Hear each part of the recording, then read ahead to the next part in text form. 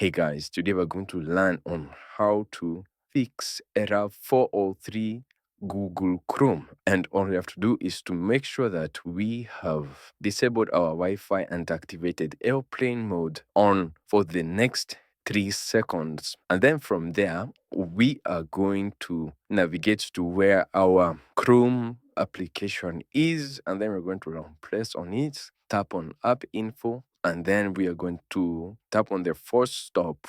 Then we're going to tap on OK, and then tap on storage and cache. We're going to tap on clear cache, and then we're going to go back, and then we are going to make sure that our Chrome application is updated to the latest version. And as you can see, I do not have any update at the moment, but in the case that you do have any update, I would suggest that you update it to the latest version in order for us to fix this type of an error. From there, the last thing I would like us to do is to head on over to our settings, and then we are going to make sure that we do not have any update at the moment. And thank you guys for watching this video. Please do like, share, and subscribe, and I'll see you guys on the next video.